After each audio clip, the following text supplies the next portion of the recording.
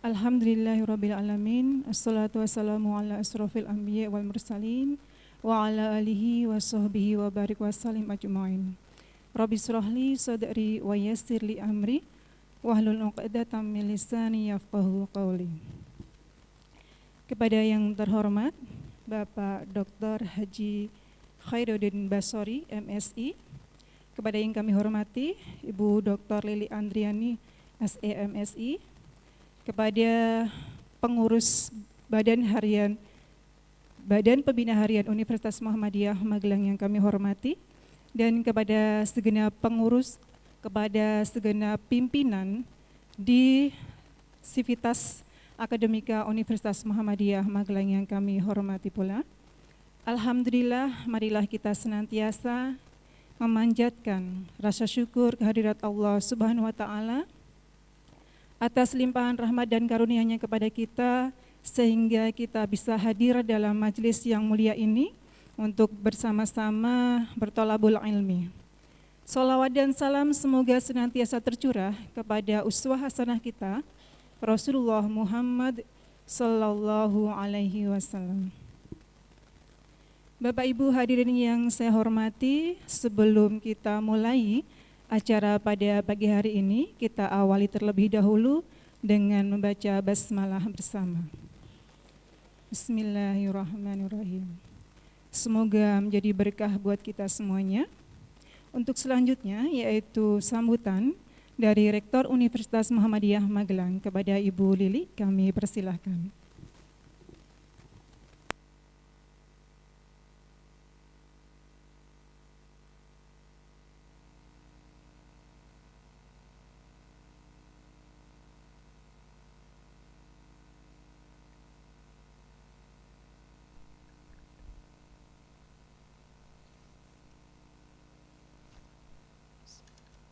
Assalamualaikum warahmatullahi wabarakatuh.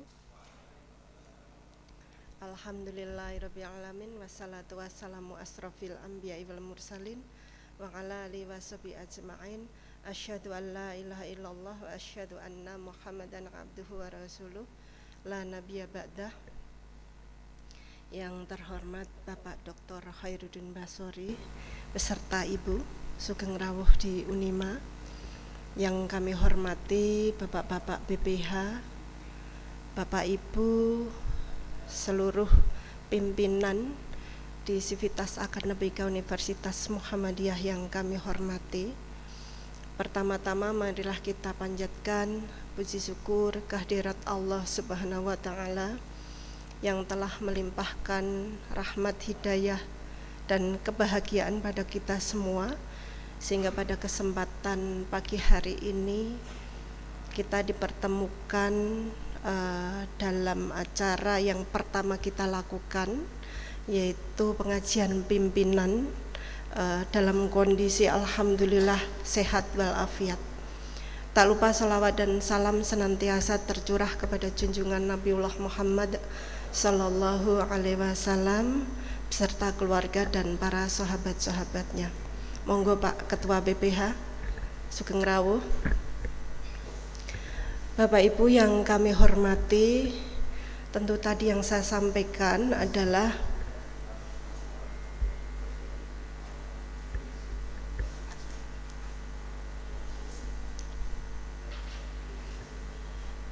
ini merupakan pengajian pimpinan. Kenapa disebut dengan pimpinan?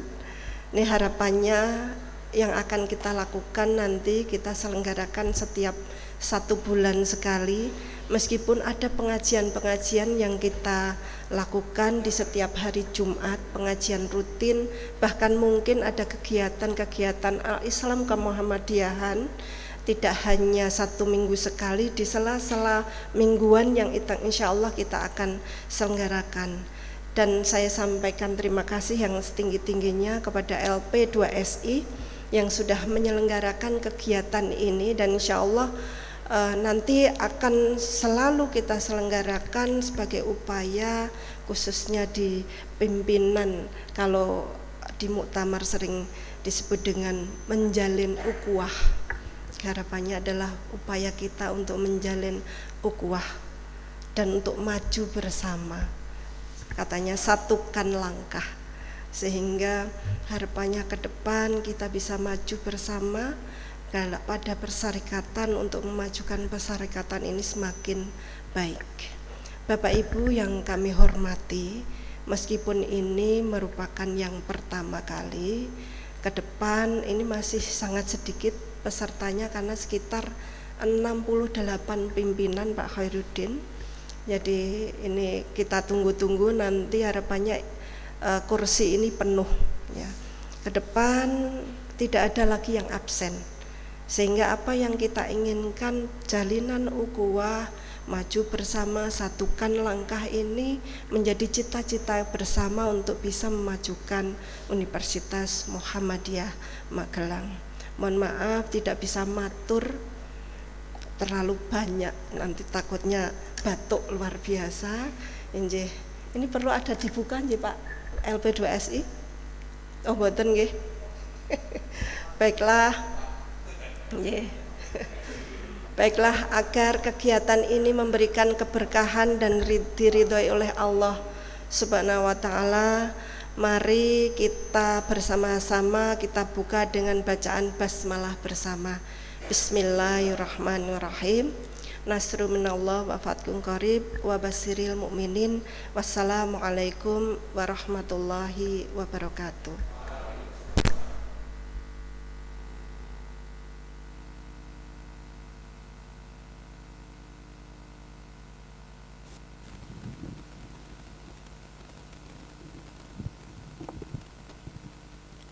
Terima kasih sekali kepada Ibu Rektor yang telah menyampaikan sambutannya. Bapak Ibu yang kami hormati, untuk selanjutnya adalah acara inti pada hari ini, yaitu pengajian yang akan disampaikan oleh Bapak Dr. Haji Khairuddin Basori. Kepada beliau kami persilahkan.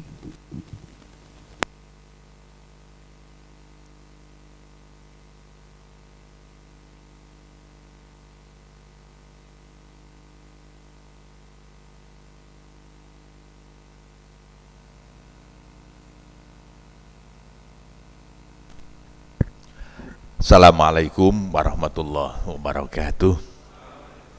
Bismillahirrahmanirrahim. Alhamdulillahim kawiril laili ala nahar tabsyaratan dawil qulubi wal i'tibar alladzi aiqadha min khalqihi man istafa wa zahatahum ila tihidar. Asyhadu an la ilaha illallah, asyhadu anna muhammadan abduhu wa rasuluh. Wa ba'd. Pengurus BPH, Pak Ketua, saya hormati Bu Rektor, Rektorat, teman-teman pimpinan, Pak Rektor Senior. Alhamdulillah senang sekali pada pagi hari ini saya bisa derek sowan silaturahim pengajian pimpinan setelah beberapa kali mau ke Magelang tidak jadi karena kondisi. Dan memang kondisinya luar biasa. Beberapa waktu yang lalu kita kehilangan banyak sahabat, kita kehilangan banyak saudara. Kita berdoa mudah-mudahan semua amal beliau diterima di sisi Allah Subhanahu wa taala, diampuni segala kekhilafannya dan ditempatkan pada tempat yang terpuji. Amin. Bapak Ibu, hari ini saya didhawuhi untuk matur. Agak sulit sebetulnya judulnya, Bu. Kepemimpinan dan akhlak dalam bermuhammadiyah. Kalau kita bicara kepemimpinan, Bapak Ibu, tentu teorinya macam-macam. Tetapi sederhananya begini, ketika kita bicara tentang relasi dengan orang lain, ketika kita mengelola sesuatu, itu dalam lingkaran yang paling besar, itu disebut dengan manajemen. Ketika kita ingin meraih tujuan melalui orang lain, maka kalau teman-teman manajemen biasanya mendefinisikan manajemen sebagai the art of getting things done through the other people. Bagaimana kita meraih tujuan tetapi melalui orang lain. Maka tadi menyatukan langkah kebersamaan itu menjadi penting karena kita ingin meraih tujuan bersama. Nah, dalam lingkaran besar manajemen itu, kalau diperas Bapak Ibu, itu ada lingkaran yang lebih kecil. Itu yang disebut dengan leadership, yang disebut dengan kepemimpinan. Gampangannya begini, Manajemen itu intinya ya kepemimpinan, ya leadership. Nah, nanti leadership itu kalau diperes lagi, ada lingkaran yang lebih kecil di dalam. Itu yang disebut dengan human relation. Jadi sebetulnya kepemimpinan itu intinya cuma gelenian, Pak. Iya kan, Pak? Intinya cuma bagaimana kita membangun relasi yang baik dengan kolega. Sebab kalau relasinya tidak baik dengan kolega, bukan saja sulit untuk mencapai tujuan bersama, tapi biasanya juga cuma melakukan sesuatu itu karena tugas, karena terpaksa. Tapi nanti kalau komandannya nggak ada, ya balik kanan, Pak, nggak lagi dilakukan, karena itu tidak muncul dari hati. Makanya kemampuan untuk membangun relasi yang baik bagi pimpinan itu penting sekali. Ada pengalaman begini, Bapak Ibu. Suatu ketika saya di sebuah kampus, di tempat teman. Saya biasa itu kalau ke kampus main gitu sambil nunggu yang bersangkutan, saya nongkrong di parkiran sama satpam. Nah, kebetulan beliau kemudian datang dengan mobil dan susah mencari parkir, Bu. Nah, saya bilang ke teman satpam itu, Kang, juragane digoleke parkir. Karena beliau sudah tidak menjabat. Dulu pejabat, terus sudah tidak menjabat, Pak. Nah, kesulitan mencari parkir. Lalu saya kan bilang dengan satpamnya, Kang, juragane digoleke parkir, sage kakungkek ora tekan-tekan. Digoleke parkir. Yang membuat saya terkejut adalah jawabannya, Pak. Apa jawaban sahabat satpam kita ini? Pun ben, Pak, mbiyen dek dadi pimpinan nggih mboten ngerti kalih kula kok. Saya itu makdek gitu loh, Pak. Saya itu makdek. Jadi rupanya pengalaman pahit pada saat berelasi, mungkin relasinya terlalu formal, terlalu terlalu hegemonik mungkin gitu, Pak. Akhirnya kemudian ketika SK-nya sudah tidak ada, maka segala penghormatan, ketaatan atau apapun itu hilang.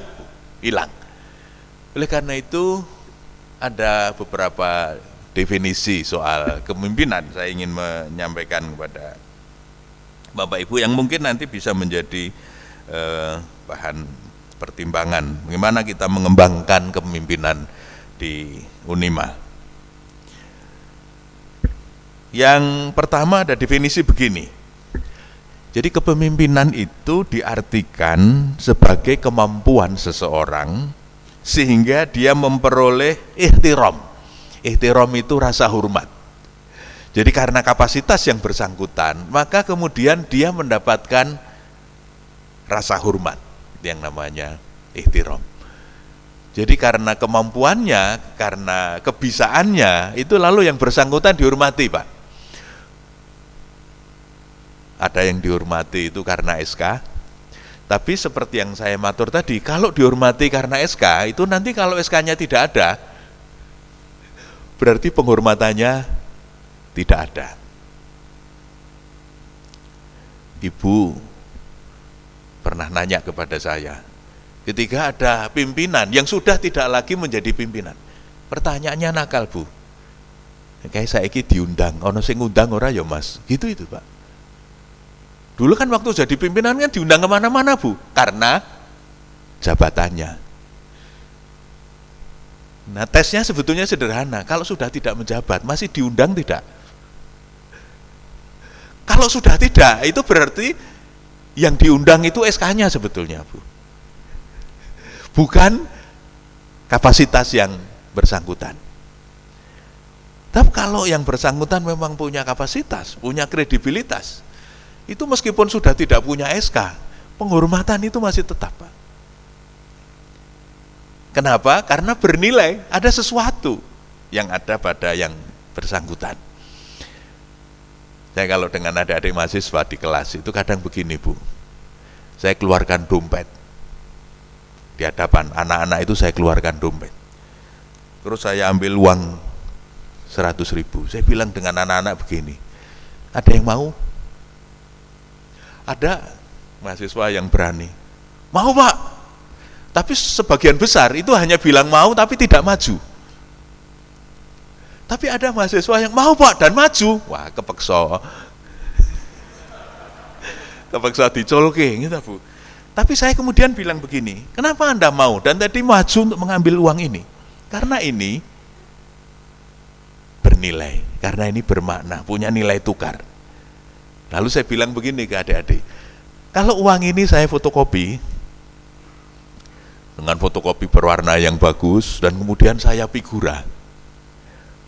Pertanyaannya, ada yang mau nggak kira-kira kalau saya kasih uang fotokopi bagus loh, di figura? Nggak ada yang mau Pak, nggak ada yang mau Bu. Kenapa?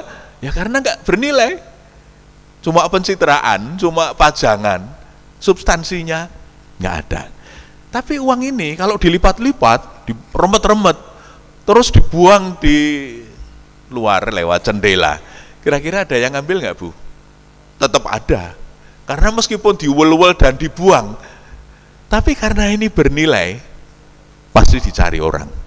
Nah pertanyaannya sekarang, nilai Bapak Ibu berapa? Kan gitu toh Pak? Itu yang kemudian akan menunjukkan seberapa penghormatan yang akan diberikan oleh orang lain kepada kita. Semakin kita punya nilai lebih, semakin kita punya nilai tambah. Itu yang disebut dengan bisa memberikan manfaat bagi orang lain.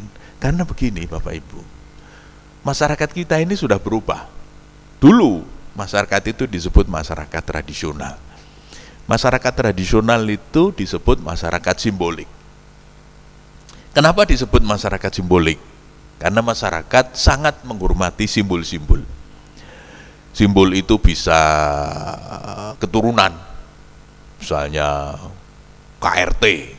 Wah, KRT Sugiono Prawiro siapa gitu misalnya gitu toh, dengan nama yang panjang, itu orang sudah sangat menghormati karena simbolnya.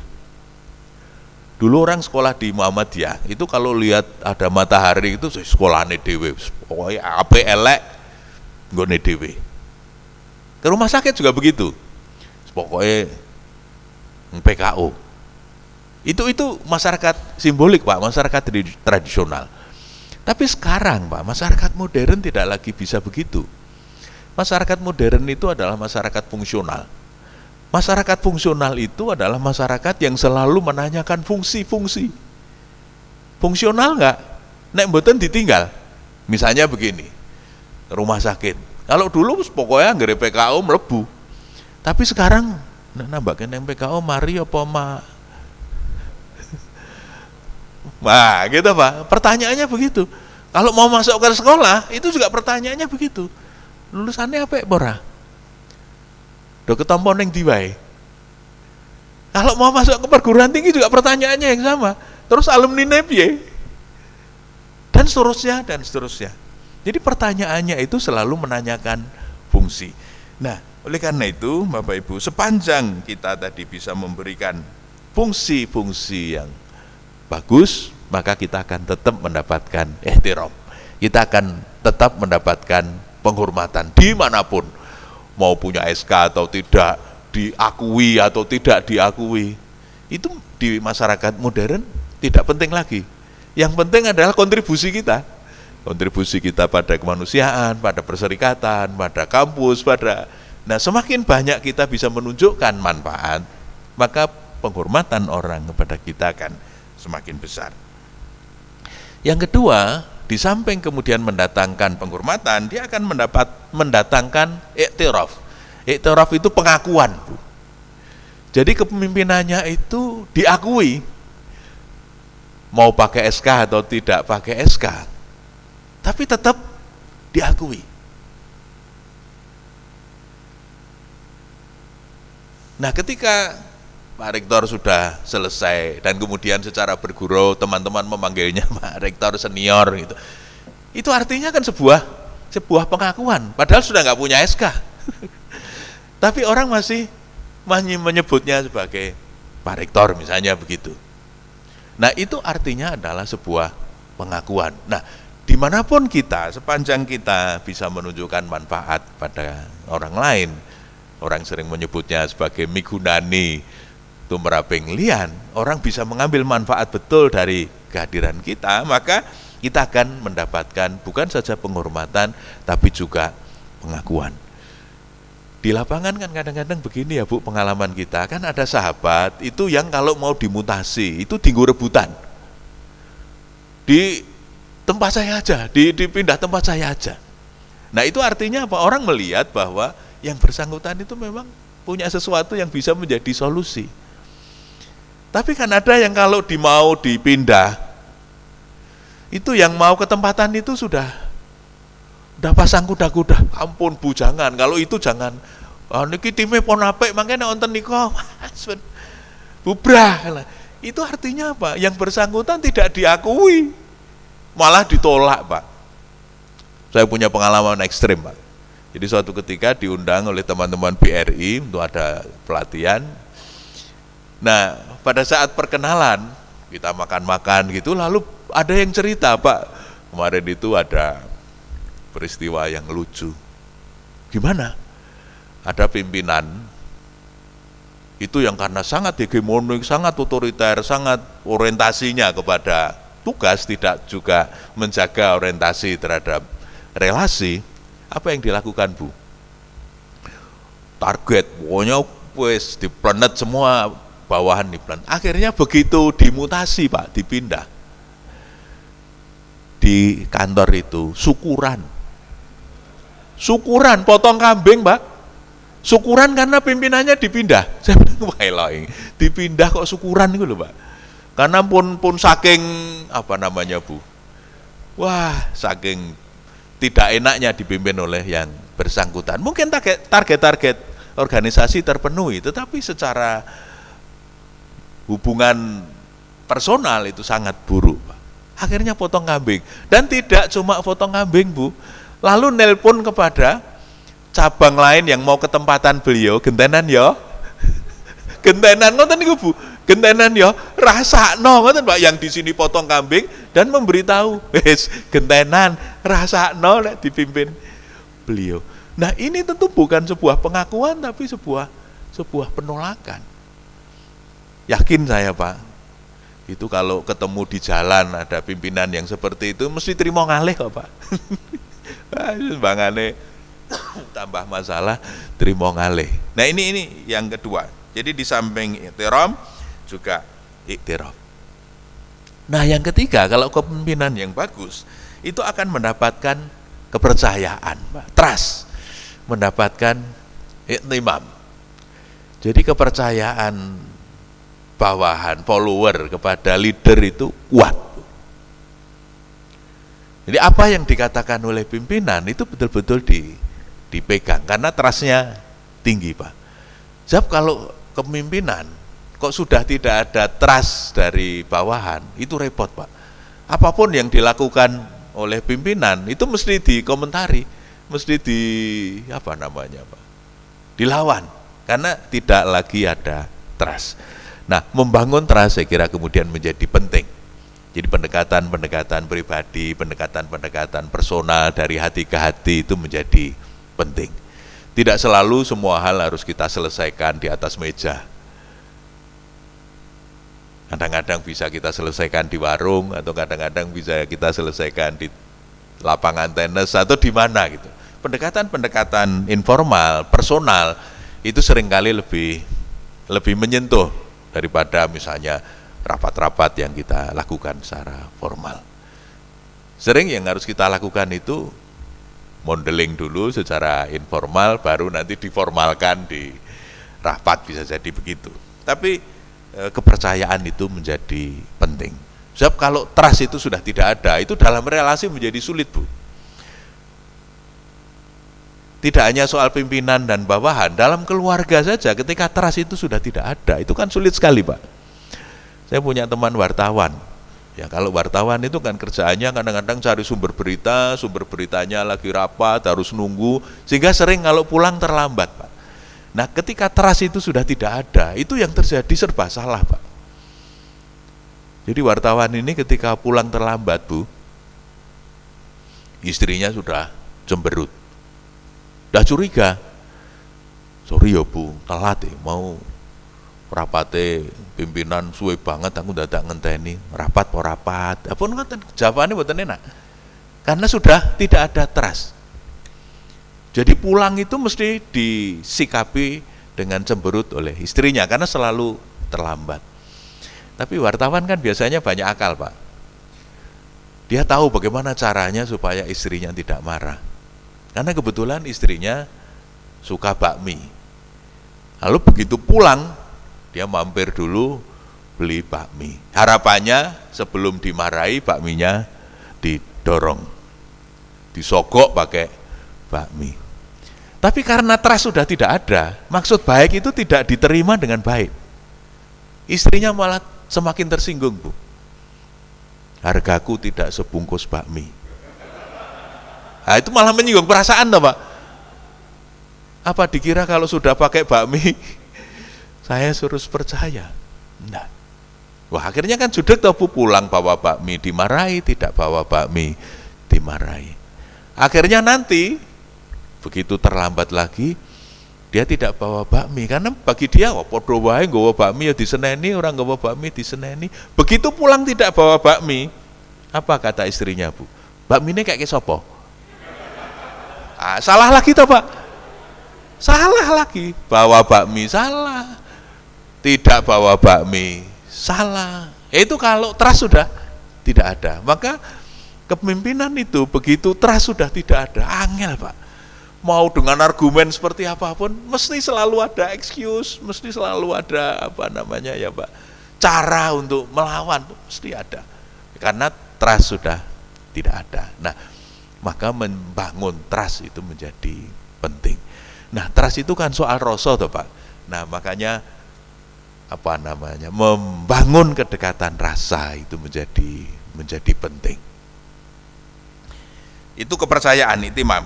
Kemudian ada juga dia akan mendapatkan ketaatan, ta'ah. Jadi kalau kepemimpinan seseorang itu kuat, kepemimpinan yang baik, itu pasti followernya taat, Pak. Kalau ada edaran kok tidak jalan, nah itu berarti ada problem ta'ah, berarti ada problem ketaatan. Nah itu yang harus dicari. Loh, kenapa anak buah kok tidak taat? Bisa jadi karena pimpinannya tidak kasih contoh. Bisa jadi, Pak. Mohon maaf tadi saya datang terlalu pagi. Karena saya ingin memberi contoh, karena judulnya akhlak, Pak.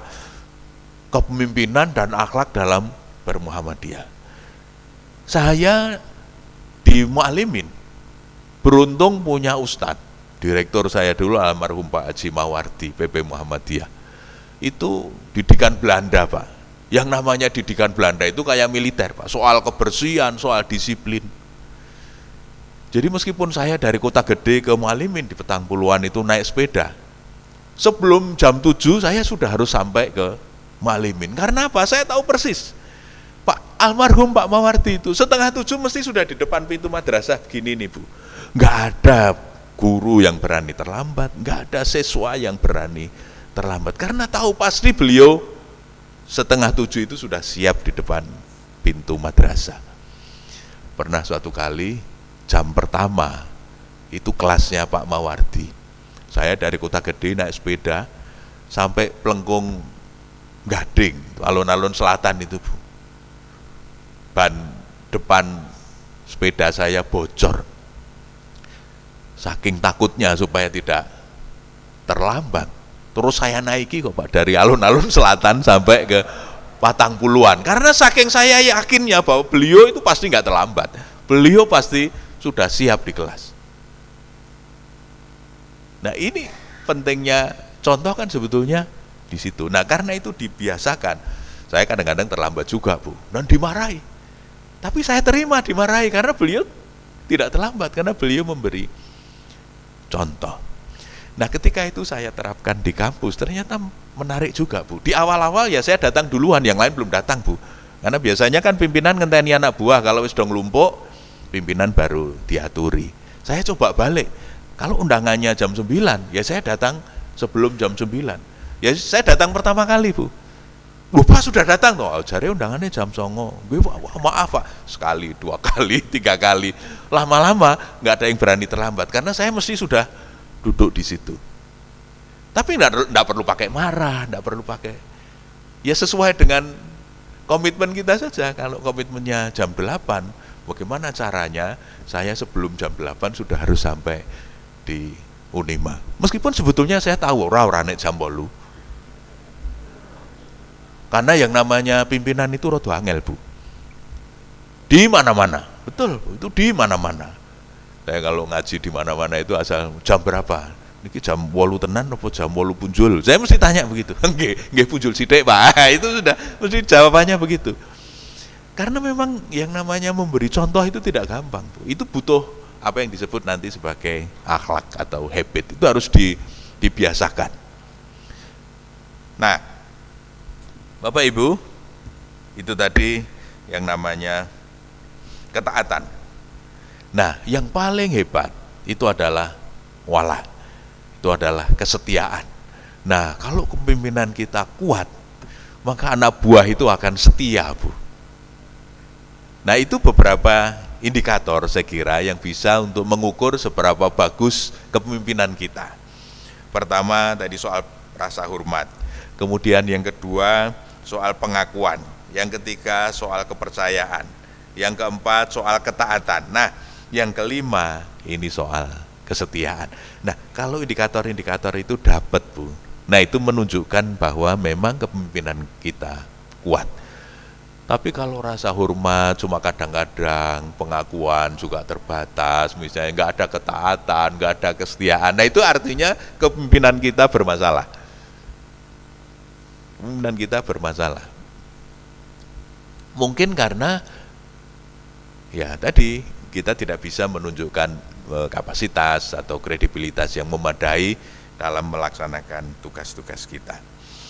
Tapi ya Bapak Ibu, ada satu definisi kepemimpinan yang saya paling suka dari Warren Bennis. Warren Bennis ini adalah seorang psikolog di Amerika. Beliau ini mendefinisikan leadership sebagai the capacity to translate vision into reality.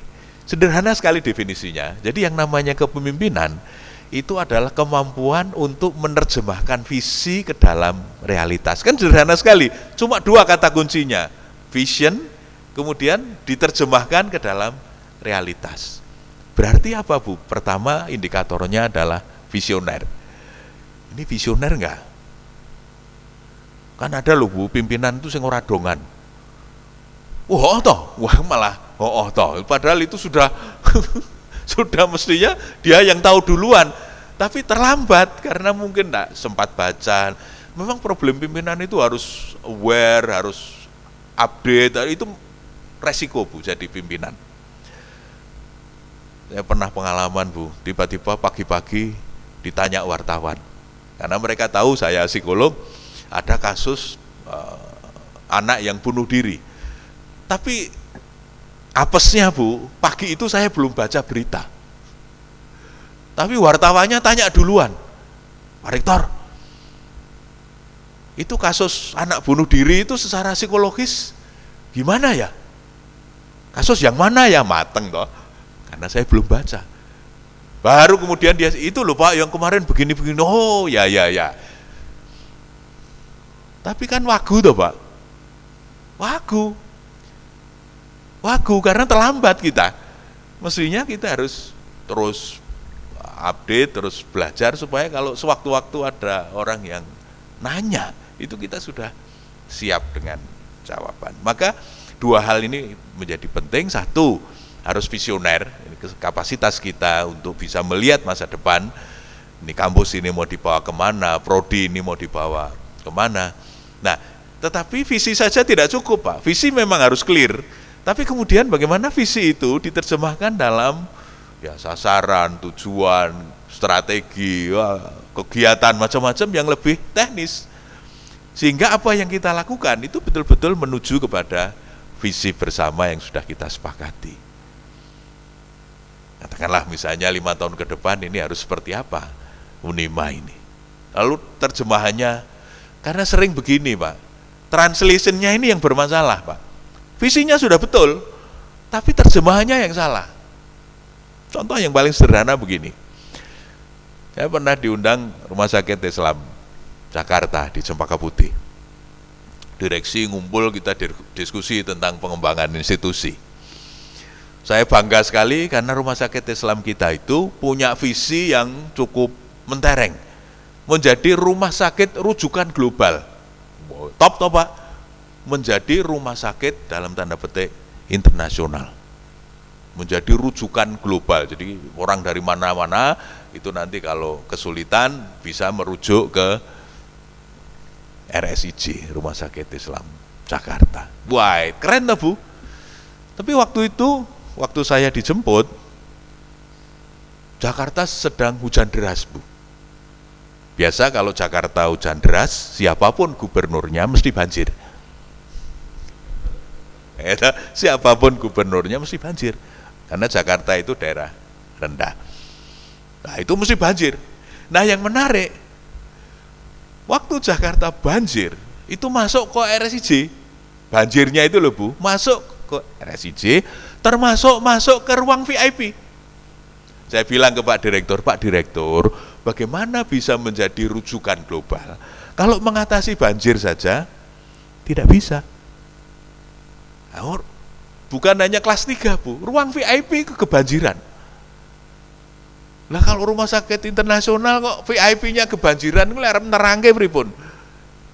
Jadi antara visi dan terjemahannya dalam realitas tidak sinkron. Nah, di banyak institusi yang begini ini sering terjadi, Bu. Kadang-kadang visinya udah melangit. Wah, mendapat pengakuan di tingkat regional atau di tingkat apa. Wah, tapi kapasitas dosennya, kapasitas sumber dayanya tidak sesuai dengan misalnya visi yang sudah diterangkan di depan. Misalnya gitu, itu sering sekali. Maka kalau ada asesor yang memeriksa itu seringkali guyonannya ya begitu itu. Ini terjemahannya apa ini? Ya nggak ada, karena memang tidak diterjemahkan dalam kurikulum, tidak diterjemahkan dalam pengelolaan dan lain sebagainya. Sehingga menurut saya definisi Warren Bennis ini keren Pak. The capacity to translate vision into reality. Jadi bagaimana menerjemahkan visi ke dalam realitas. Jadi visinya clear, kemudian bisa diterjemahkan dalam bentuk strategi kegiatan-kegiatan yang memang kemudian bisa menjamin terwujudnya visi yang jelas tadi. Nah, kalau dua-duanya kuat Bu, visinya oke, kemudian terjemahannya juga oke, berarti kan ini soal managerial skill. Keterampilan mengelola. Nah ini yang terus harus diasah. Bapak Ibu, ada beberapa fungsi, paling tidak 3 kalau kita bicara tentang kepemimpinan. Yang pertama adalah apa yang disebut dengan establishing direction. Taksisul ittijah, yaitu menentukan arah. Maka tadi saya matur soal visioner, itu kan soal arah ini mau dibawa kemana.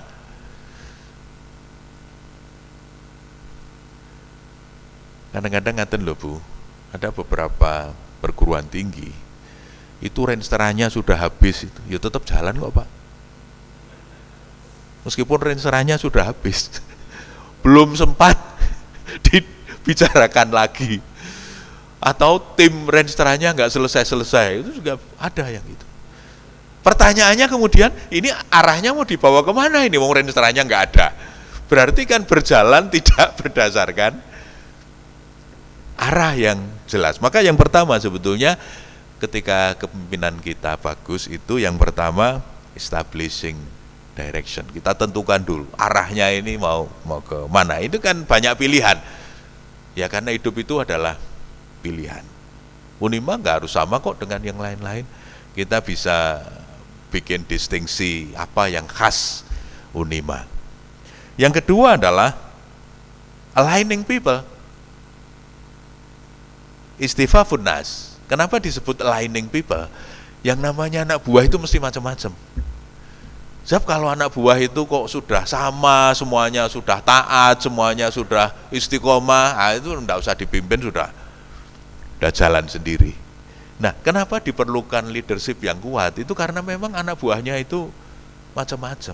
Dan itu perlu ya aligning itu kan seperti kalau kita ngetik itu mau rata kanan apa mau rata kiri atau mau rata dua-duanya. Ya itu effort kita ya itu yang harus dirapikan.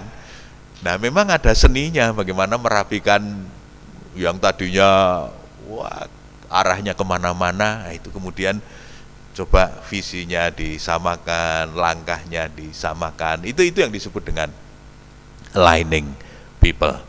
Jadi dari potensi yang beraneka itu kemudian bisa disinergikan untuk menuju kepada arah yang tadi sudah disepakati. Nah, kemudian yang ketiga yang disebut dengan tahfiz wa ilham, yaitu motivating and inspiring. Jadi fungsi kepemimpinan yang ketiga itu memang tugas pimpinan itu harus motivating and inspiring, dan menginspirasi. Pertanyaannya begini Bapak Ibu, mungkin suatu ketika kita perlu bertanya kepada diri sendiri, kira-kira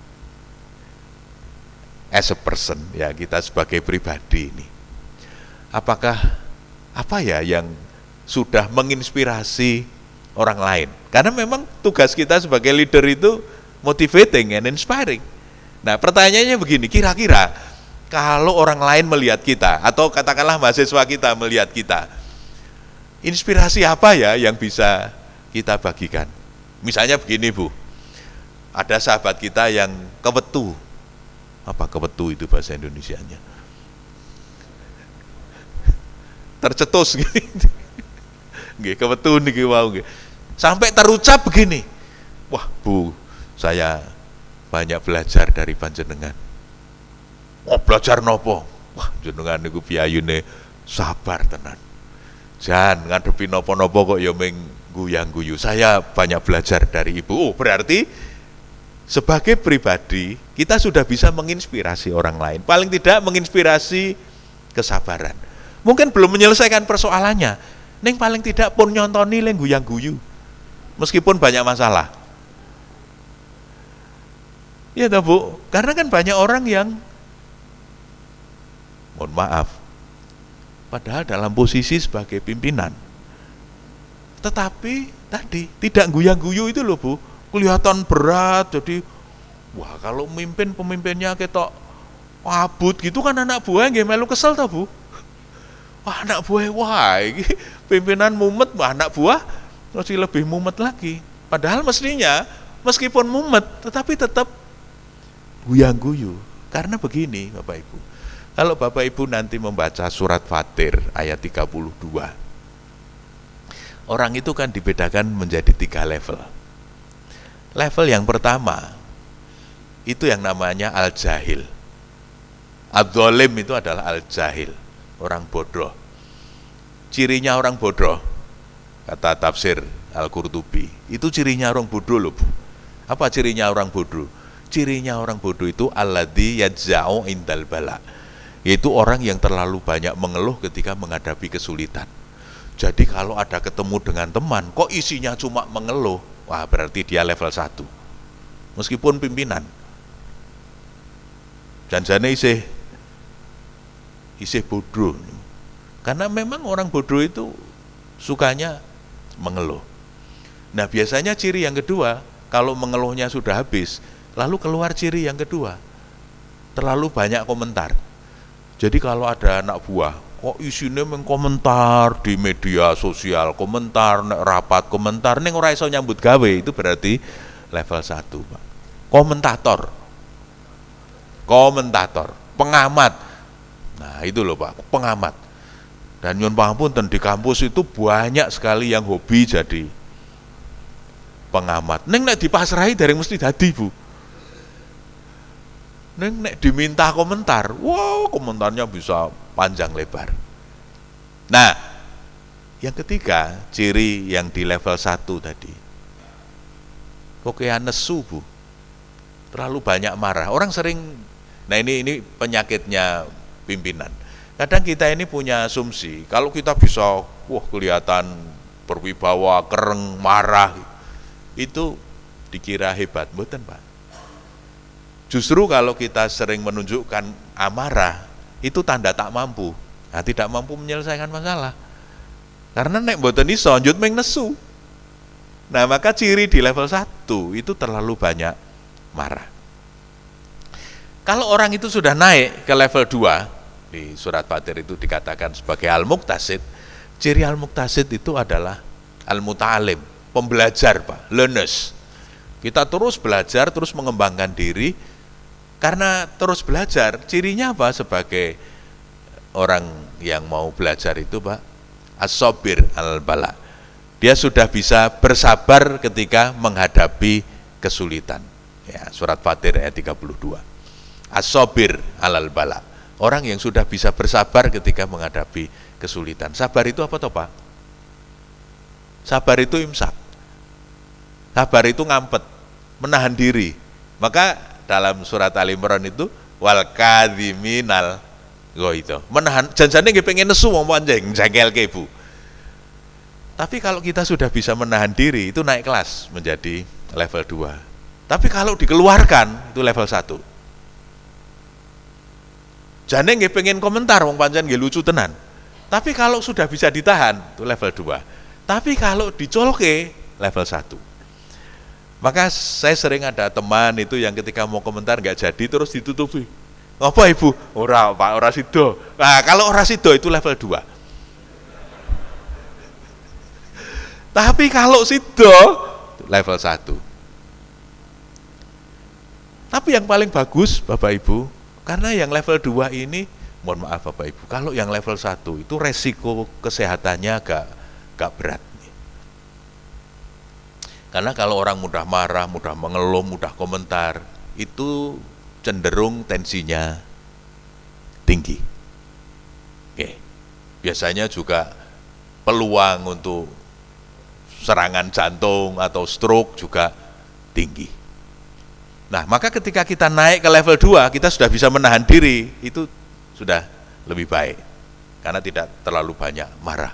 Tapi sering ada pertanyaan begini Bu, itu sahabat kita itu orangnya baik hati dan penyabar. Tapi kok stroke juga? Pripun lin nerangke, Pak? Niku soalnya kokean ngampet, Bu. Karena kemampuan orang untuk menahan diri itu juga terbatas, Pak. Iya kan? Kemampuan orang untuk menahan. Ibu dulu pernah cerita ke saya, Gong, saya tadi di sekolah nganti ndredeg. Lah ngopo kok ndredeg? Ngampet nesu. Nah, sebagai pimpinan mungkin anak buahnya jengkelke tapi mau marah juga enggak. Level 1 dia mau naik ke level 2, ditahan. Nah, menahan amarah itu kan kadang-kadang sampai ndredeg. Saya bilang kok wis apik. Kelas loro. Tapi kalau warber kelas 1. Tapi itu juga masih beresiko. Beresikonya apa? Karena menahan itu bisa balik ke dalam toh Bu, tidak ngefek keluar tapi malah balik ke dalam, kita sendiri yang enggak kuat. Yang paling bagus itu yang level 3. Apa level 3 Pak? Al-alim. Jadi as-sabik itu adalah al-alim. Al-alim itu orang pinter. Nah, kita yang di kampus mestinya apalagi pimpinan itu sudah harus di level ini. Apa cirinya al-alim Pak? Al-mutaladid bil bala. Orang yang sudah bisa menikmati kesulitan. Jadi ketemu kesulitan itu ya mengguyang-guyu tadi itu Pak. Angel lagi, angel ning kali guyang-guyu. Betul dia marah, angel lagi. Angel kandan-kandanane angel lagi.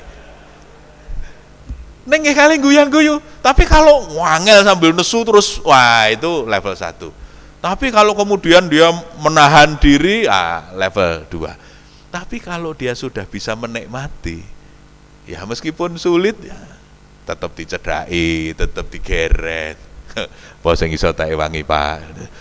Terus ya pancen mosok pimpinan tugasnya kayak begitu ya, kadang-kadang memang ya kayak begitu ya Bu. Karena memang anak buah kita itu macam-macam.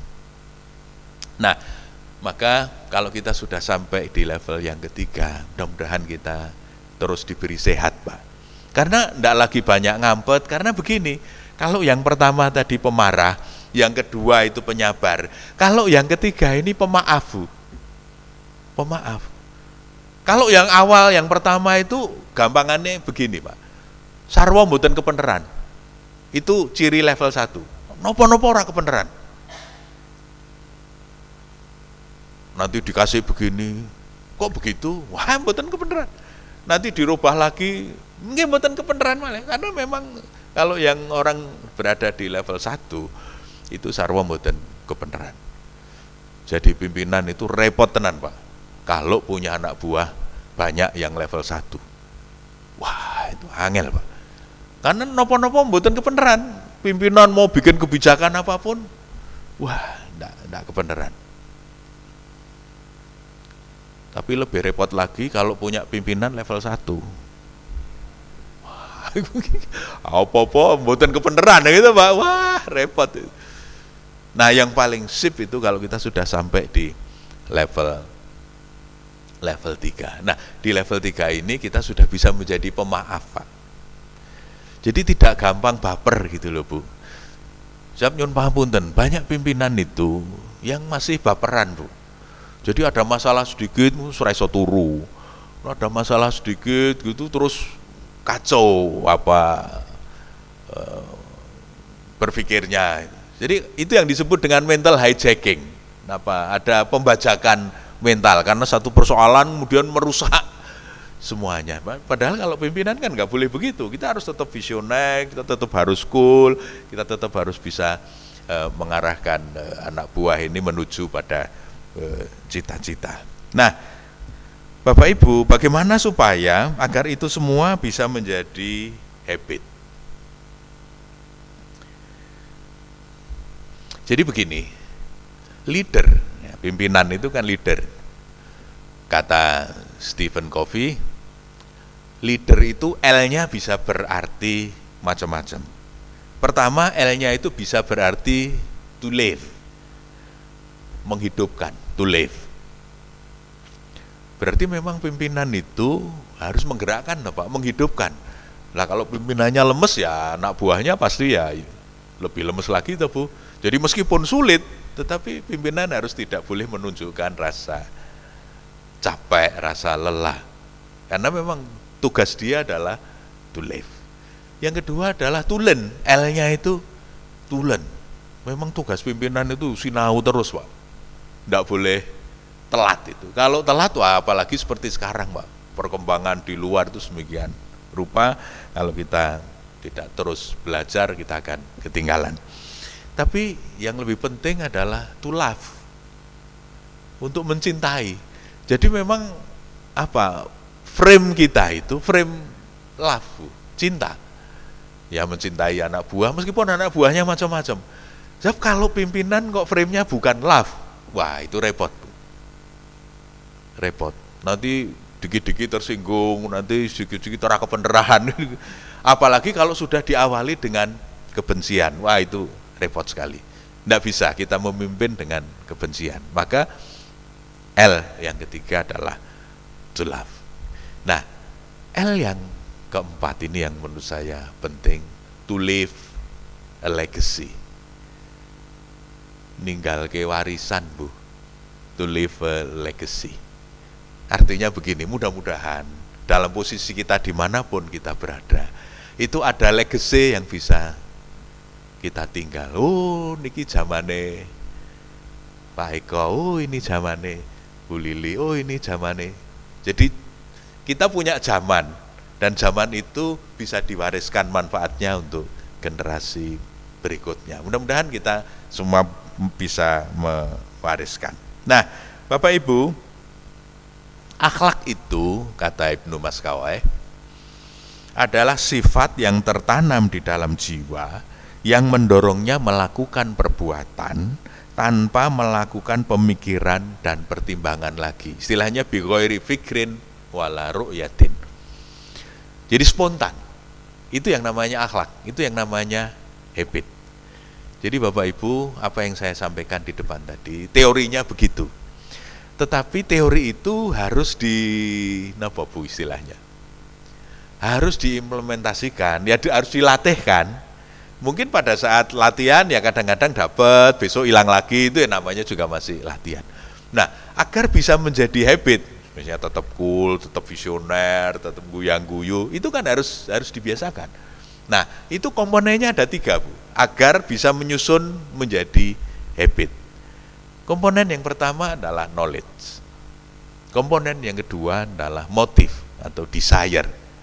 Nah, komponen yang ketiga itu adalah skill atau keterampilan. Nah, kata Stephen Covey, 3 lingkaran itu mestinya harus beririsan.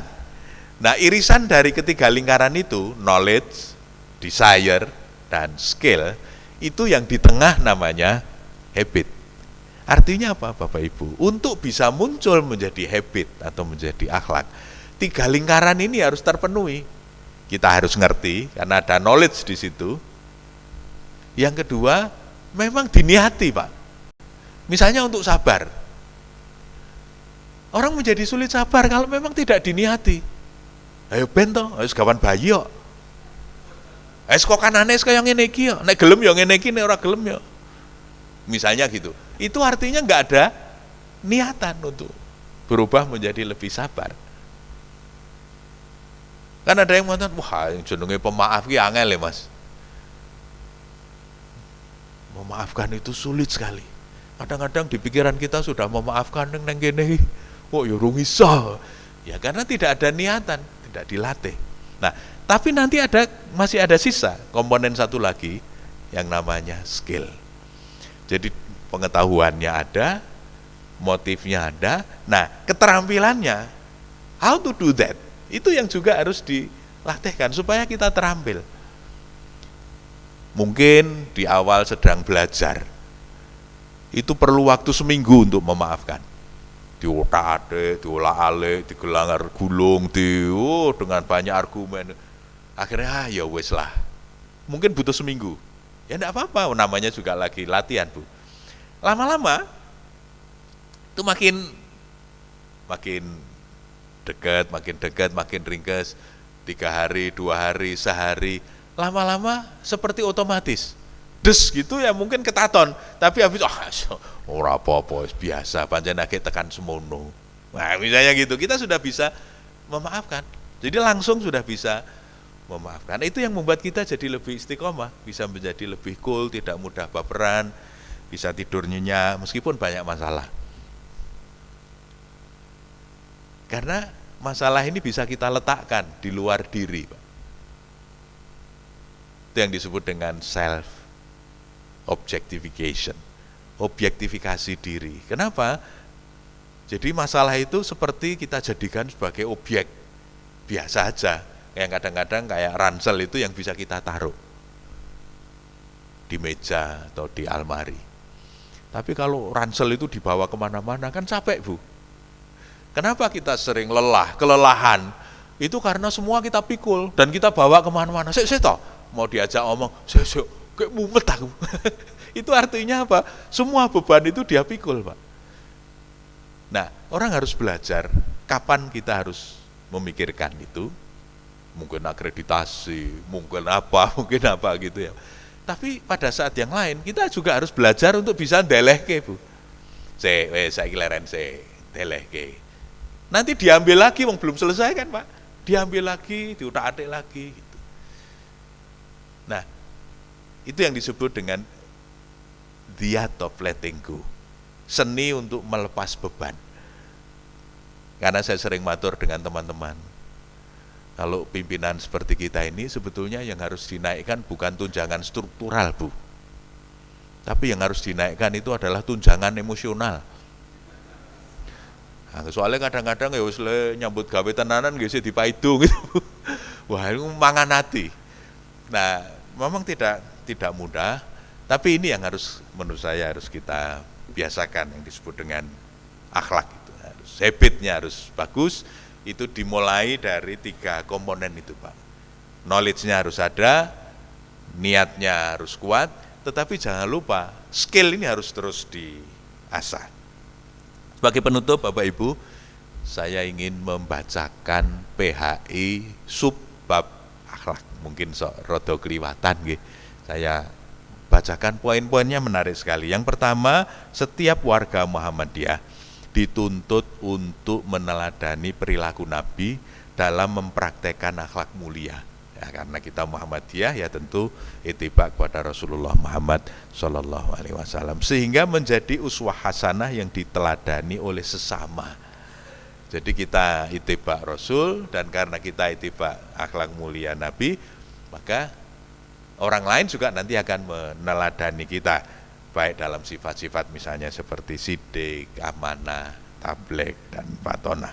Yang kedua, setiap warga Muhammadiyah dalam melakukan amal dan kegiatan hidup harus senantiasa didasarkan kepada niat yang ikhlas, ya, dalam wujud amal saleh dan ihsan, serta menjauhkan diri dari perilaku riya, sombong, israf, fasad, fahsya, dan kemungkaran. Yang ketiga, setiap warga Muhammadiyah dituntut untuk menunjukkan akhlak yang mulia, akhlakul karimah, sehingga disukai atau diteladani, dan menjauhkan diri dari akhlak yang tercela atau akhlak madmumah yang membuat dibenci dan dijauhi oleh sesama. Yang keempat, setiap warga Muhammadiyah dimanapun bekerja dan menunaikan tugas maupun apapun dalam kehidupan sehari-hari harus benar-benar menjauhkan diri dari perbuatan korupsi dan kolusi serta praktek-praktek buruk lainnya yang merugikan hak-hak publik dan membawa kehancuran dalam kehidupan di dunia. Nah, Bapak Ibu, kata Allah, bala man aslama wajhahu lillah wa huwa muhsinun falahu ajruhu inda rabbih wala khaufun alaihim wala hum yahzanun. Jadi kata Allah menjawab klaim orang Nasrani dan orang Yahudi yang merasa bahwa hanya mereka yang bisa masuk surga, lalu Allah mengatakan bala, bukan itu. Tetapi yang akan mendapatkan surga baik di dunia maupun di akhirat nanti adalah man aslama wajhahu lillah wa huwa muhsinun. Berarti yang pertama, aslama wajhahu lillah, betul-betul menundukkan wajah itu semata-mata kepada Allah. Berarti apa Pak? Ikhlas. Kata kunci pertamanya adalah ikhlas lillahi ta'ala. Mari kita memperbaharui niat bahwa kita melakukan apapun itu lillah. Satu. Yang kedua, ihsan.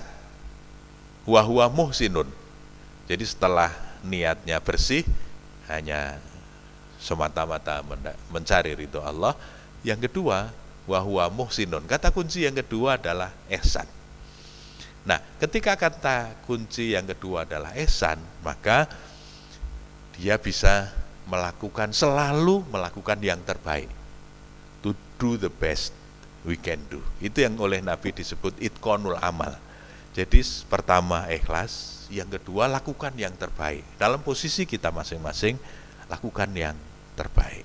Kalau itu yang kita lakukan Bapak Ibu, falahu ajruhu inda rabbi. Nanti yang akan memberi ganjaran Allah piyambak. Allah yang akan memberi piwales. Dan bonusnya apa Pak?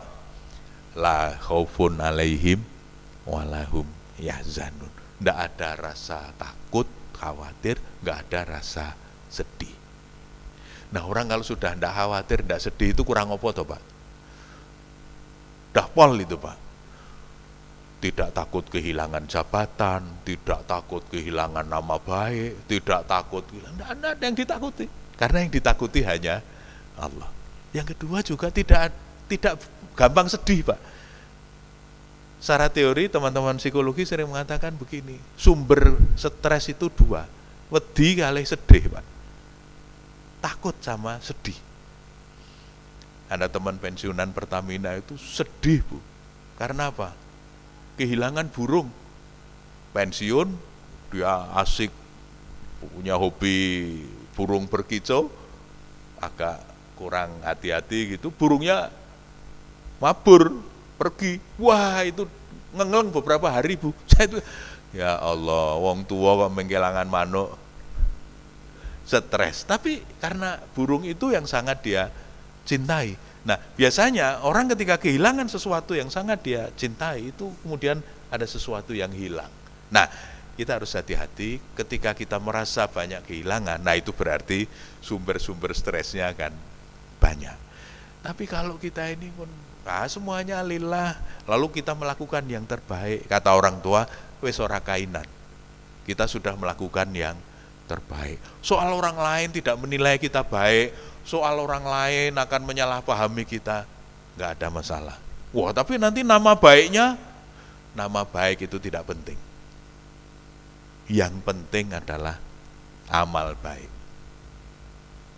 Sebab kalau yang penting itu nama baik, maka yang masuk surga pertama kali itu saya, Pak. Nah, ketika ditanya oleh malaikat, apakah namamu baik? Oh ya, nama saya Khair. Nama saya kan baik, Bu, Khairuddin. Iya, Pak. Tapi sayangnya bukan itu. Yang akan membawa kita ke surga itu amal baik. Nah, maka lakukan yang terbaik yang bisa kita lakukan. Nah, mudah-mudahan itu yang dijanjikan oleh Allah. Falahu ajruhu 'inda rabbih wala khaufun 'alaihim wala hum yahzanun. Mohon maaf Bapak Ibu, kurang lebihnya mohon bisa dimaafkan. Mudah-mudahan bisa menjadi tambahan diskusi di kampus. Terima kasih. Nasrun minallah wa fatkum qarib. Assalamualaikum warahmatullahi wabarakatuh.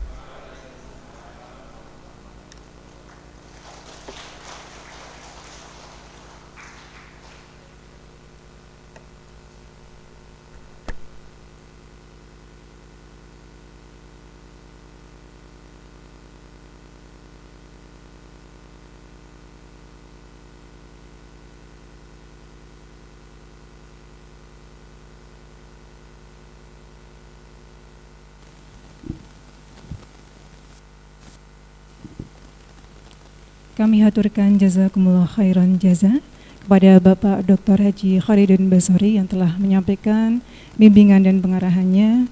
Semoga mendapatkan balasan terbaik dari Allah Subhanahu wa taala. Bapak Ibu yang kami hormati, alhamdulillah acara pada pagi hari ini telah kita laksanakan. Semoga kita dimudahkan untuk memahami dan mengamalkannya. Amin ya rabbal alamin. Baik, sebagai akhir dari acara hari ini, yaitu penutup, kita akhiri dengan membaca hamdalah bersama. Alhamdulillahirabbil alamin. Dari kami kurang lebihnya mohon maaf. Billahi taufiq wal hidayah. Wassalamualaikum warahmatullahi wabarakatuh.